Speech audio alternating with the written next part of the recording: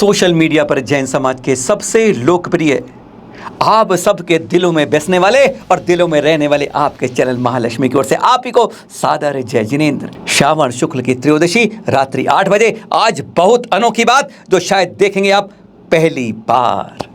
कई चीज़ें हमारे यहाँ पहली बार होती हैं, आज फिर आपको दिखा रहे हैं 557 दिन का सिंह निष्कृत व्रत, 496 दिन उपवास, 61 दिन होता है पारना और साथ में उतने दिन मौन व्रत चलता है।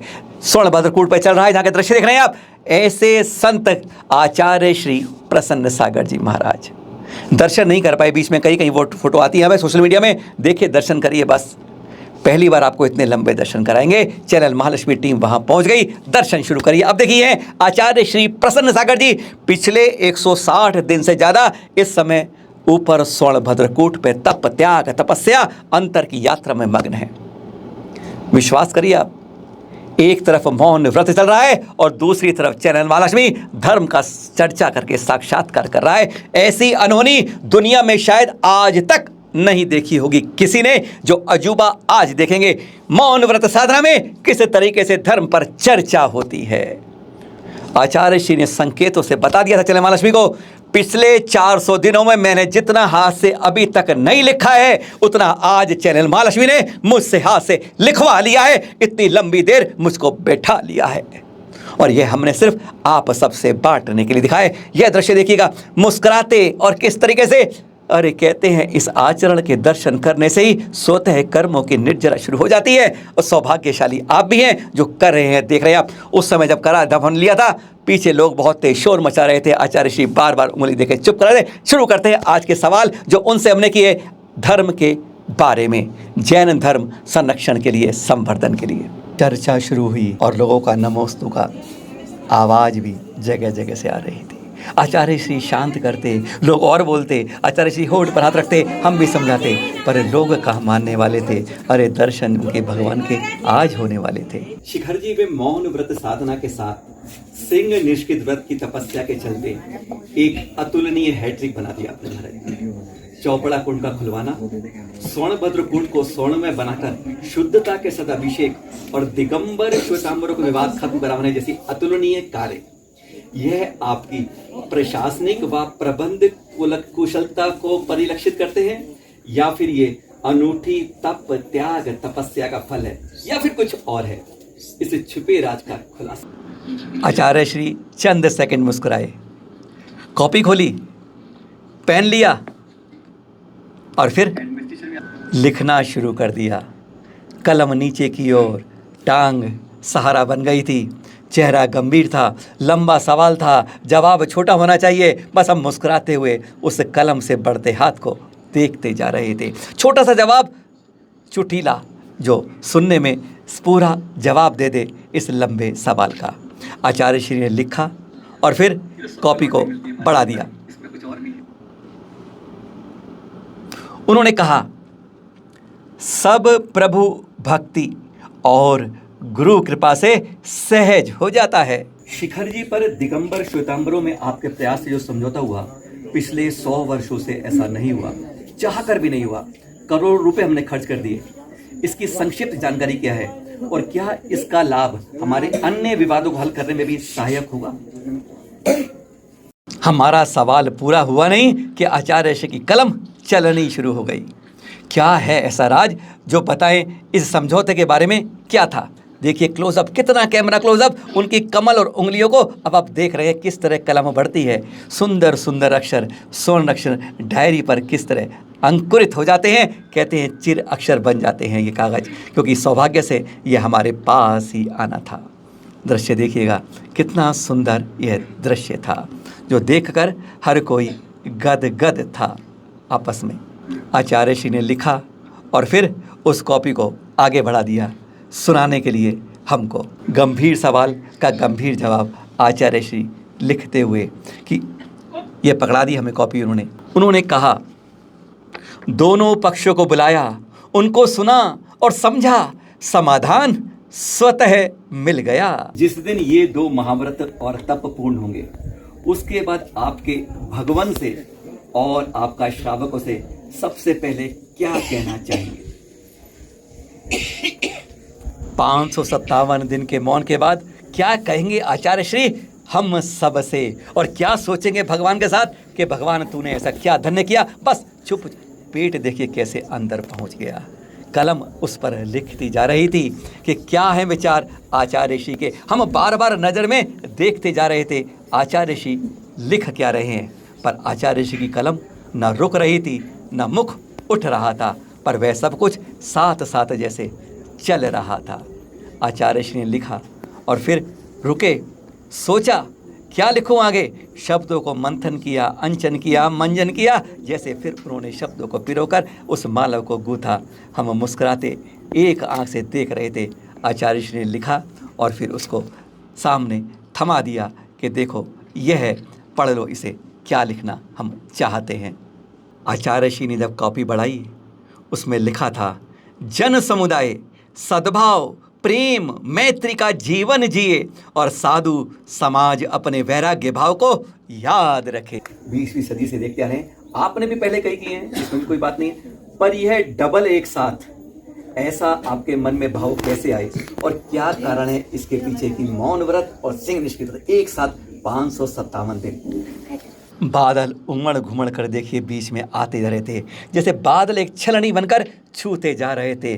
तन मन में सुरहुरी हो रही थी और आचार्य श्री मुस्कुराते हुए चिंतन करते हुए अनवरत लिखते जा रहे थे। 557 दिन की यह व्रत उपासना, एक नहीं दो दो एक साथ, एक पंथ दो काज, इतनी बड़ी तप प्रकाष्ठा, आखिर विचार क्या थे। हम बस यही लिखने के देखते हुए आतुर थे, बोल नहीं रहे थे, पर उनकी कलम हमें सब कुछ बुलवा कर दिखा रही थी। हमारा गाल पर उंगली रखे हुए बस मुस्कुराते, नज़र उस पर उठती नहीं थी, यही देखते जा रहे थे कि गुरुवर का चिंतन सोच ऐसे बड़े तप के लिए स्वर्णभद्रकूट पर कहते हैं इतिहास में कभी नहीं देखा। पर कभी ना कभी कुछ मक्खियाँ और परेशान करते, उनकी पिच्छी उठती, कभी साइड में रखते, हटाते और फिर लिखते हुए आतुर होते, बढ़ते जा रहे थे। दर्शन कीजिए इस तप त्याग की पराकाष्ठा के। कहते हैं इनके दर्शन, इस आचरण को देखकर ही कर्मों की स्वतः निर्जरा होने लगती है। एकदम क्लोजअप उनकी कलम और डायरी पर आपकी नज़र हो जाए तो कहते हैं दिल बाग बाग हो जाता है। वह लिखते जा रहे थे अपने तप त्याग के विचार कि कैसे हमने इस बात को माना और आपके सामने रखे, और हम देखकर मुस्कुरा रहे थे। अब उन्होंने लिखकर कॉपी थमा दी। लिखा था, हमने कोई भी तप त्याग में टाइम पास और लोगों को दिखाने के लिए नहीं, अपितु आत्म लक्ष्य को पाने के लिए श्रेष्ठतम करने की कोशिश करता हूँ। मौन में स्वयं से बात करते हैं, बोलते हैं तो पब्लिक से जुड़ते हैं। व्रतों में लगभग 400 दिन पूरे हो रहे हैं। इनमें जब अंतर से बात, जो मैं कहता अंतर की बातचीत जारी रहती है और बाहर से मौन साधना अनवरत रहती है, ऐसे में कुछ विचार या अनुभव मस्तिष्क पटल पर जरूर अंकित हुए होंगे। उनमें से दो प्रमुख कौन से? हमारा सवाल खत्म नहीं होता था, आचार्य श्री का पन्ना पलटकर जवाब के लिए तैयार हो जाता था। क्या क्या विचार मन में, क्योंकि जब मौन रहते हैं ना, असंख्यात विचार आते हैं मन में, बोल नहीं रहे पर अंदर एक द्वंद्व चलता है जिसको जीतना होता है। आचार्य श्री ने लिखना शुरू किया। हम सोच रहे थे कौन से आचार्य श्री विचार लगे, हम सोचते जा रहे थे, मुस्कुराते जा रहे थे और कलम पर कैमरा घूम रहा था। देखिए दर्शन की ये स्वर्ण, बिल्कुल हम गुफा के से बिल्कुल पीछे बैठे थे और लोग दर्शन करके अब मौन थे, दर्शन कर रहे थे। हर कोई लालायित था उनके दर्शन करते हुए, उनको लिखते हुए देखते हुए, मदमस्त आनंदित, हर कोई बहुत खुश नज़र आ रहा था, जैसे हम उनको देखकर बाग बाग हो रहे थे। क्या चिंतन है, क्या सोच है, क्या अनुभव है, बस इसी का तो इंतजार कर रहे थे हम। आचार्य श्री की कलम रुकी, हाथ बढ़ा और डायरी में लिखा था, अनुभव हजारों हैं, सबसे बड़ी बात मौन में विकल्प रहित हो जाते हैं और एकांत में निज का संयम का भाव बना रहता है। और हाँ, शेष मौन खुलने के बाद बताएंगे, आपको विशेष अनुभव जरूर बताएंगे। अब आचार्य श्री अपनी डिजिटल स्लेट पर कुछ लिखकर जैसे बताना चाहते थे, हम आतुर थे, व्याकुल थे, आखिर आचार्य ऋषि ने इस डिजिटल स्लेट पर लिखा क्या है। वह स्लेट हमारे सामने आ रही थी, हम पढ़ने की कोशिश पर कर रहे थे।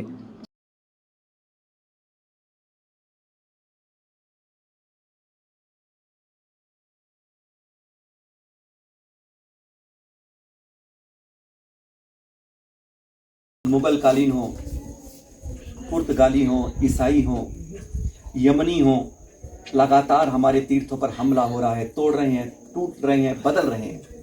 आज़ादी के बाद सोचा लोकतंत्र आ गया है, हमारा कुछ सही हो जाएगा, लेकिन आज तक वह बदस्तूर जारी है। आज हम एक ऐसे अचल तीर्थ के बारे में पूछ रहे हैं, हमारे सब चल तीर्थ के बारे में चल तीर्थ से पूछ रहा हूँ महाराज जी कि चल तीर्थ से बताएं कि अचल तीर्थ की सुरक्षा हम सुरक्षावत कैसे कर सकते हैं। आचार्य श्री आंख बंद कर लेते थे जब हम सवाल सुनाते थे, चिंतन मनन में लग जाते थे। कैसे तीर्थों की सुरक्षा चल तीर्थ अचल तीर्थ की करेंगे, कैसा रहेगा आज, कैसे इसकी आकांक्षा है, कैसे विश्वास है आई जनता का कि वह इसको ध्यान रखे। बिल्कुल गंभीर चित्र देखिए, कितना क्लोजअप आप चेहरा देख रहे हैं। मुस्कुराहट जैसे अब उड़नछू हो गई थी, गंभीरता चेहरे पर व्याप्त हो गई थी। शरीर बता रहा है तपत्या की पराकाष्ठा जैसे स्वयं दिखा रहा है। कलम रुकती नहीं है, थकती नहीं है।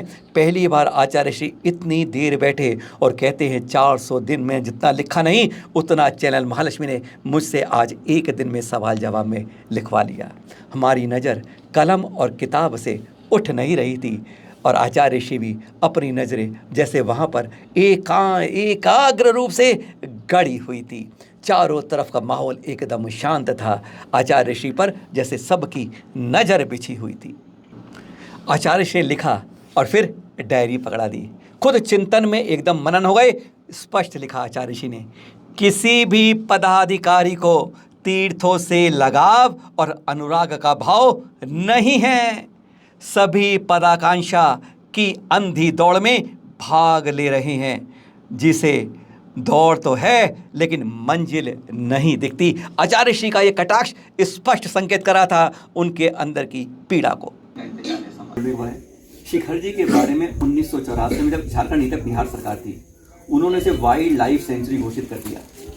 2019 में इसको अब और जाके पर्यटक केंद्र, कुटीर उद्योग उसको बढ़ाना भी शुरू कर दिया है।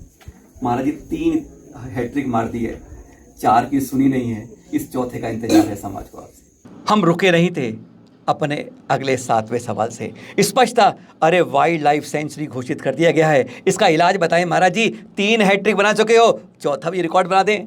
आचार्य श्री लिखते जा रहे थे, हम चिंतन में सोच रहे थे कि कैसे हल होगा, क्योंकि आज भी हमारा समाज जागृत नहीं हुआ। शिखर जी हमारा वाइल्ड लाइफ सेंचुरी 1984 घोषित हो गया, इको सेंचुरी जोन 2019 में हो गया, पर आज भी हमारी बड़ी बड़ी संस्थाएं, बड़ी बड़ी कमेटियां चुपचाप मौन हैं, किसी की कान पर जूं नहीं रेंगती है। आचार्य ऋषि की गंभीर मुद्रा स्पष्ट बता रही थी, वह यहाँ पर ऊपर स्वर्णभद्र कूट पर बैठ के जैसे सब कुछ देख रहे थे। डायरी का पन्ना फिर हमारी तरफ आ चुका था। आचार्य ने स्पष्ट लिखा, हमारे प्रयास है कि जो जिसका अधिकार है वो उसे पूरा मिले बिना वाद विवाद के, कोई वाद विवाद नहीं हो और उसको वह अधिकार मिल जाए। छोटा जवाब बड़े सवाल का।